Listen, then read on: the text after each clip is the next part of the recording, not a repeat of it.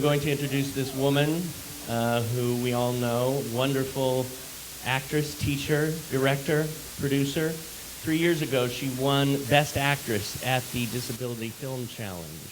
Last year, actually not last year, but this year, she was nominated for Best Director. And her film was nominated, Diana Elizabeth Jordon! Oh my God, I gotta stop that, Oprah. Jordon! Hi, honey. Hi. Ryan, I would like to say how, having been in this industry a couple years longer than you have, even though I started at 2, I just want to say how amazing it is, how proud I am. Oh, thank you.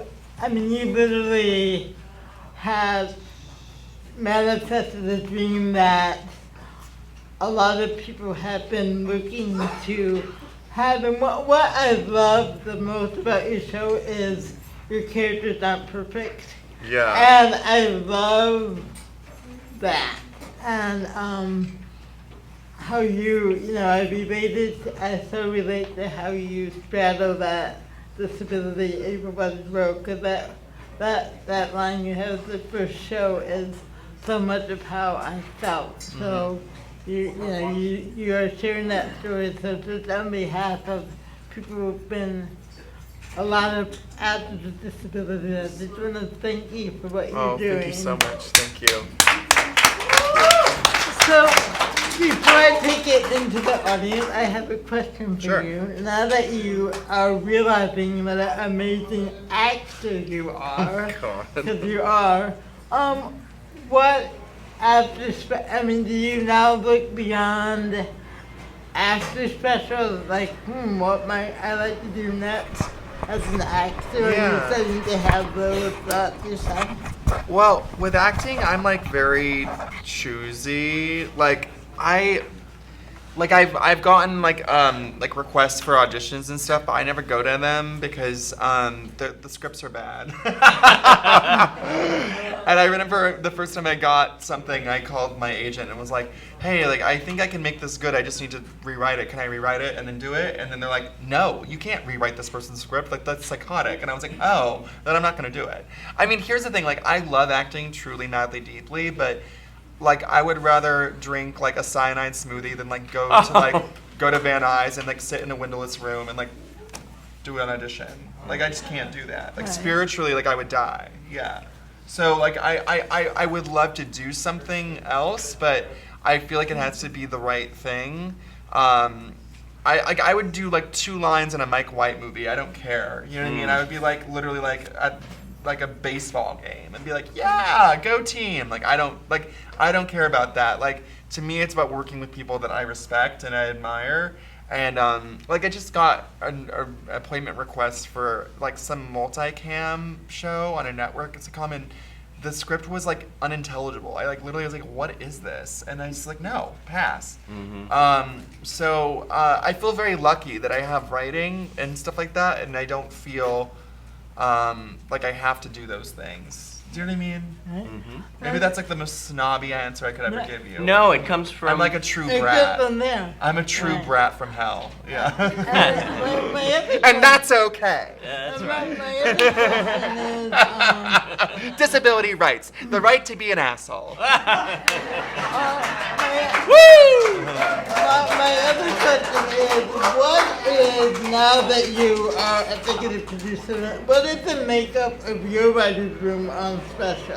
Well, the first one, I didn't have a writer's room. I wrote the entire thing myself, which was fun. But for season 2, it'll be a very small room, but I'm definitely going to hire a disabled writer, which I'm super excited about. And then it will be just me and probably 2 executive. It's going to be really, really small. Okay. Yeah. You go fun. Yeah. What does that mean? Well, it's just not fun to write an entire season of television by yourself. I wouldn't recommend it. No. Writers' rooms exist for a reason. It's really hard. It really is. I'm very proud of it because I truly thought it was going to be impossible. It's just hard to arc out an entire season by yourself. You know what I mean? that's when you need like, like people bouncing things off and like being like, oh, we owe this from this, blah, blah, blah. It was really hard. And like, I can't handwrite, so I can't even like I don't even have a board. It was just all up here, here's the board. So yeah, it was hard. Oh, awesome. All right, let's take it to the audience, shall we? All right. All right. All right, let me see. My name is Nick, and what made you want to become an actor?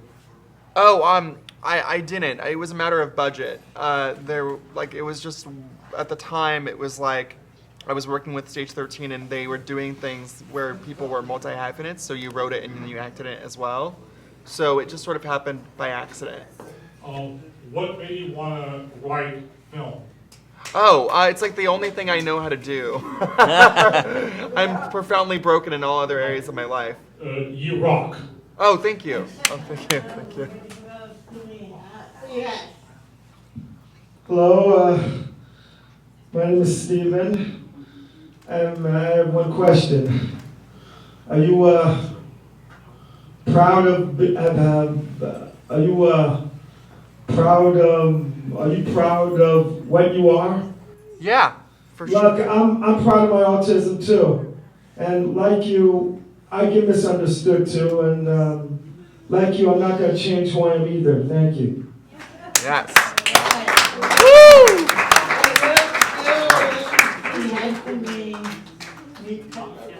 You know, do more writing, more movies. Yeah.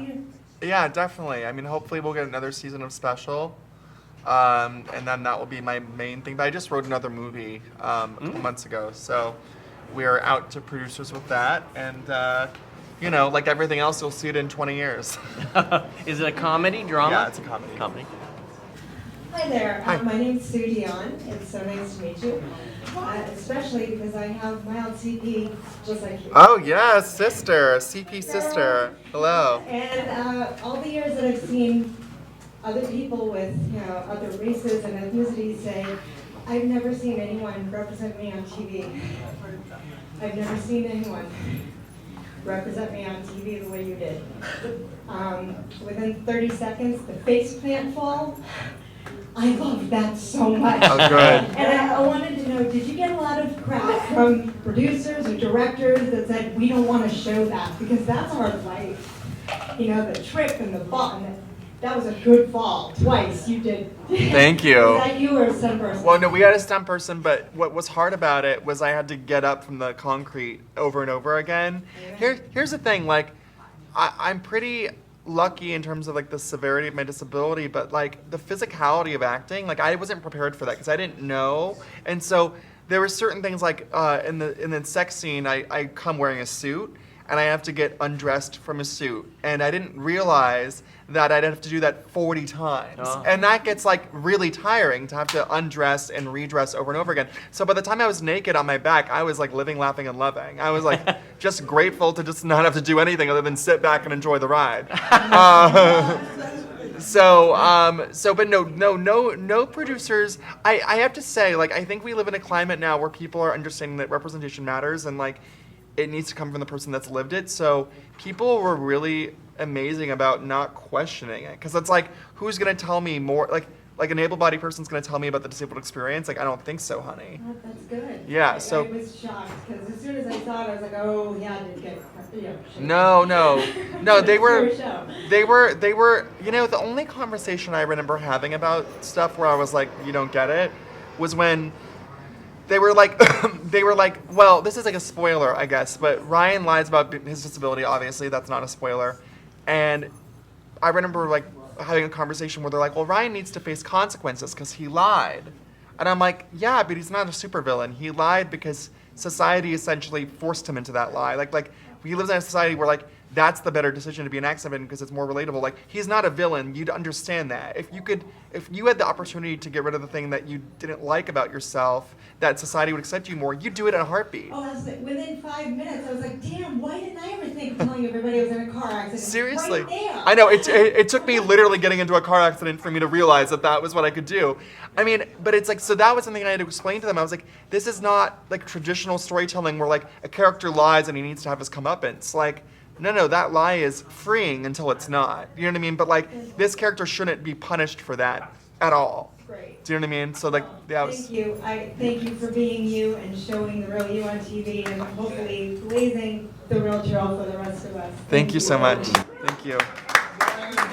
I have one question about your actual car accident. Yeah. Was it a major one? It was major. It was way major. In the show, it's played for like lulls, and then he like moves on. But I developed something called compartment syndrome because I couldn't be satisfied with just having one disability, honey. And basically, the oxygen supply to my muscle, to my hand, got cut off because a car hit me at such blunt force. So I developed compartment syndrome. So this is like my scar from that, and I had to have a skin graft to close it, which is right here. Love that. And I was in the hospital for a month, and then I had to have like 6 surgeries, et cetera, et cetera, et cetera. It was pretty brutal. But I think that in a weird way, this is like dark to say, but I think that when you're disabled, you're kind of used to things being taken away from you, and you're also used to adapting to literally any situation. So in a way, if it was to happen to anyone, it could happen to me because I could kind of just deal with it. You know what I mean? Like, I just understood instinctively like what to do. That didn't make it less painful. It was really painful. I think that as a disabled person, you almost think, well, I'm done now. Like, I have this thing. Like, there's no way anything else could happen to me. Like, I'm good, honey. Like, we're good. Right. But obviously, life has other plans. Now, what about, you say painful? Do you have pain? No. I'm very blessed. I really am. Like, that's the thing. Like, my life has been a weird series of, like, tragic accidents, but also, like, extreme luck and privilege. And I feel like the fact that I had this horrible accident and, you know, I didn't walk away with any nerve pain is like incredible. Yeah. So yeah, I have 0 pain, and that's another thing. It's like yeah, right? Clapping for no pain. LOL. LOL. Love it. Right, I have a quick question about the casting process. Yeah. Jessica and the other, and you have such a wonderful ensemble, yeah, great ensemble around you. How much decision making did you have in that process? Oh, I had total. What was that process like? I had total decision making on that process. A lot of them were like my friends. So Jessica Hecht is really close to Jim Parsons, who produced the project. So Jim recommended Jessica to us.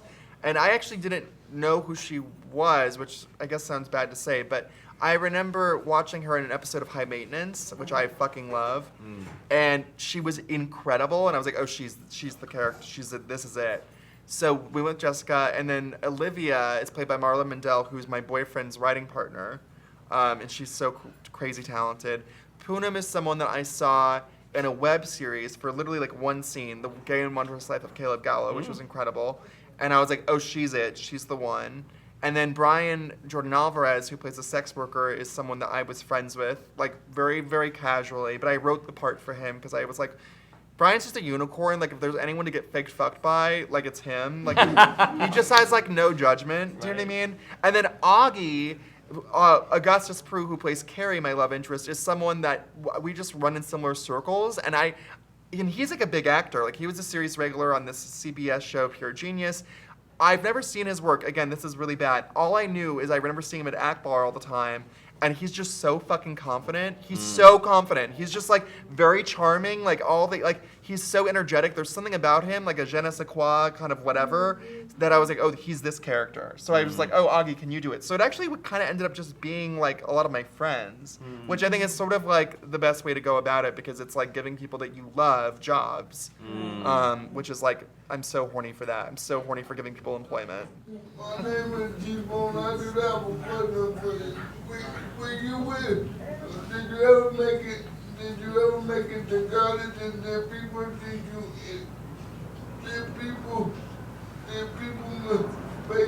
feel any different than you feel like make fun of you or anything that you were in college? Yeah, that's a really good question. So like, I went to a school with a small school, and partially that was to like protect, my parents like wanted to like protect me against bullying growing up. So I was part of this really small private school. scholarship kid, where it was like 12 other kids. So in a weird way, we became like a family, and it really was. It was like a family, and so I got bullied a couple times growing up, but I was very like insulated from that. I don't know, like there's obviously a few moments, but also I find people are so uncomfortable around disability, and you'd have to be, I mean, people, the way that I would say the offensive things that happen to me now is like an Uber driver saying, "What's wrong with you?" Like literally just openly saying, "What's wrong with you?" Which is psychotic. I mean, it's like so weird. Or like I was walking down the stairs at my gym the other day, and like a woman behind me was like, "Are you okay?" Oh God, I get so, this really gets my goat. It's like when people think I'm like slow, or like they think like I don't understand things. That makes my blood boil, honey. I was like, "Honey, my billboard's over there." Like, what do you know what I mean? Like that, but like that happens all the time. They're like, "Are you okay?" Like, what do you think is going on? Like, I remember I was at the Fox lot, actually having a meeting with Scott Silveri for Speechless, which I didn't get. And I remember a car pulled over like the side of the road outside the I think it was like Fox or Sony lot. And they were like, "Do you need to go to the hospital?" I mean, it's like actual L. Like, and then to me, it really fucks with me because I'm like, what do I look like? Do I look like I'm on my last dying breath? Am I like moving through the world literally like, help? Like what am I conveying to the world? Because I feel like I like am pretty okay and I like look okay. And it really, really blows my mind that people feel comfortable like pushing that on you, like, or like feeling like they can just say that and it's okay. It's like weird. It's like I probably like how women feel when they're pregnant, where people feel this entitlement over your body and commenting on your body. I think the same thing goes for disabled people. Like people feel very free to just comment on your body in a way that feels so crazy to me. Like, how is that allowed? How is that okay? But I think again, like as a marginalized person and having this experience to me, like I'm so mindful of like people's boundaries and like respecting them. But I foolishly think it's like everyone's the same way, but they're not. You know what I mean? Anyways. Okay. My name is Hunter, and I was just going to say, I feel like I get many auditions for like roles with like my disability, but I want to prove to everybody that I feel like I can do roles like that are outside of my disability that are neurotypical and able-bodied, because I feel like I have the ability to do that. What's your advice on that? Gosh, I mean, I totally get that frustration. It's like, I would love to get to a place where someone's disabled and that's not the narrative around their character. Like, that's just a part of who they are. I would say just tell your agent or whoever, being like, I want to be put up for everything. Again, like in my experience, like no one's going to be able to do that for you. You're going to have to show them that you can do it. You know what I mean? Because no one's thinking about disabled actors in non-disabled roles. I don't think they are. And so you just have to be really insistent about that and be like, no, put me beyond, like, you know, the Aspergery coder or whoever. Like, I went for, that's the one interview I did. Or, no, in audition, because my agent was fine, like, you have to go to one of these things. Just go to one. So I went to one, and it was like, the casting agent literally was like, oh, like, it's kind of like, do it like Aspergery. And I was like, oh my God. I was like, this is psychotic. This is so, like, offensive and bizarre. Anyway, that doesn't really answer your question. I'm really sorry. No, it's like, I've also written, like, several scripts. I've, like, made a couple short films on my own, because so I can like show myself out. And do you feel like it's best to create my own opportunities by like releasing short films if they're not going to, if I can't get like the roles that I want to get? I think it's also good for your mental health, because I think it gives you a modicum of control over your career, and I think it's also a creative outlet for you. You will go insane just waiting by the phone. So if you're in a position where you can make your own shit, always make your own shit. It will give you peace of mind and it will be creative for you. Thank you very much. I gotta say, I love your sense of humor. Love everything about you. Oh, thank You're you. amazing, dude. Thank you. And I just want to speak to what you spoke to a little bit. Hunter, I think this year especially, I've seen more and more actors with disabilities being cast in roles that were not physically specific. I had that opportunity for a show. A lot of, I've seen that more and more. I think this year, more than any other year, I've seen more and more actors being cast.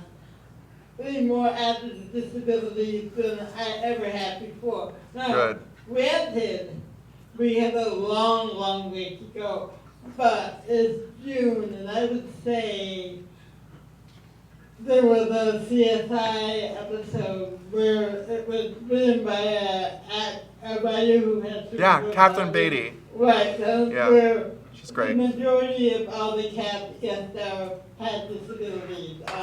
There was a woman, primarily who was on New Amsterdam, where she played a character who had a visual impairment, and she had the visual impairment. So I just saw today that CBS had made a commitment to calling more actors with disabilities. Good. Then, yeah, that was I saw it on Facebook. So, and that was in Variety. So I think, because of people like Ryan who are really busting open the doors, it's only going to serve well. So I'd love to share that because I'm excited to see them, and the doors are opening more and more. Ryan, you certainly, you not only opened it, you kicked it open. So let's see. We have time for 2 more questions. Okay. Let's get Jordon. Okay, my name is Jordon, and I want to ask you, was all the acting you did for 5, some of it was some of it according to your real life?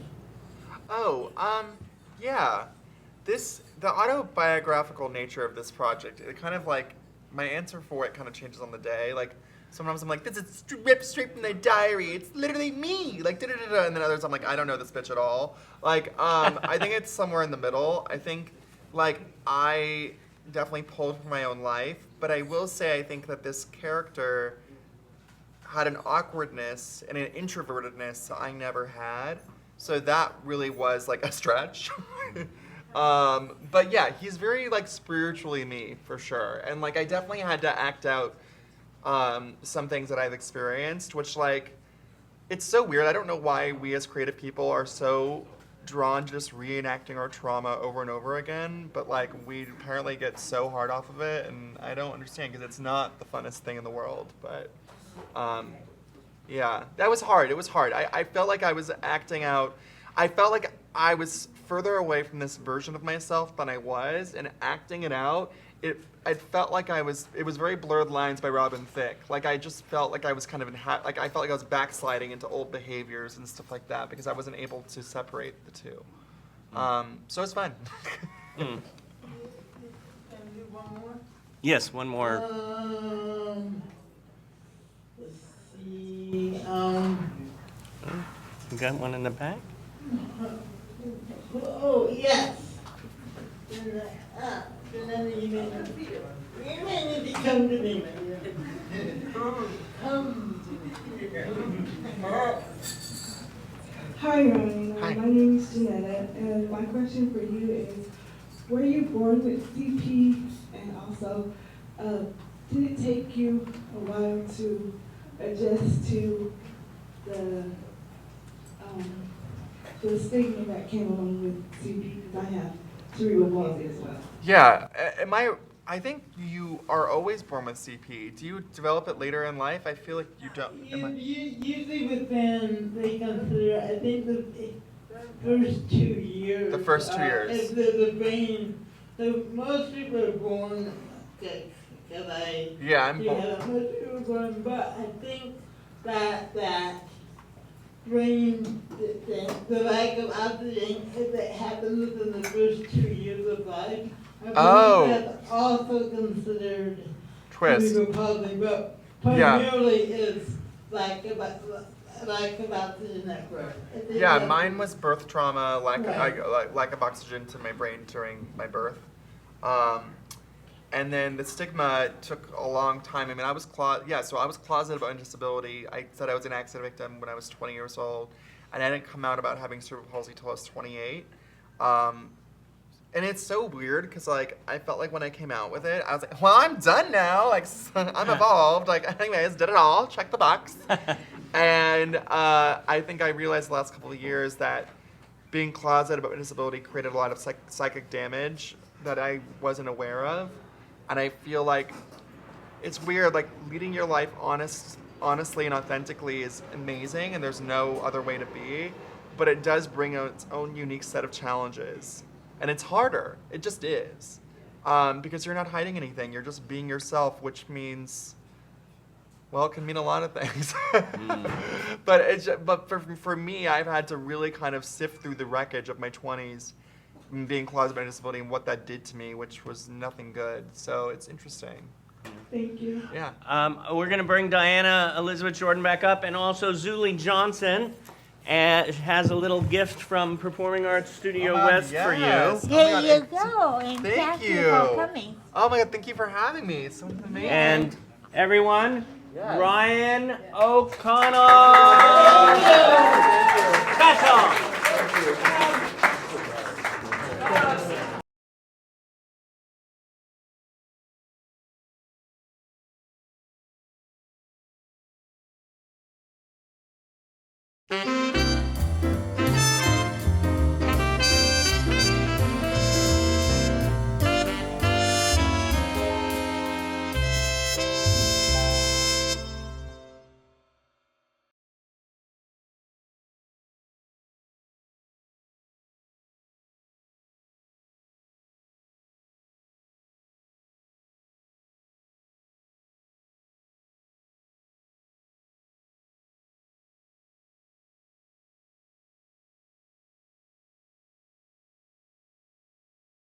Everybody say special! Special!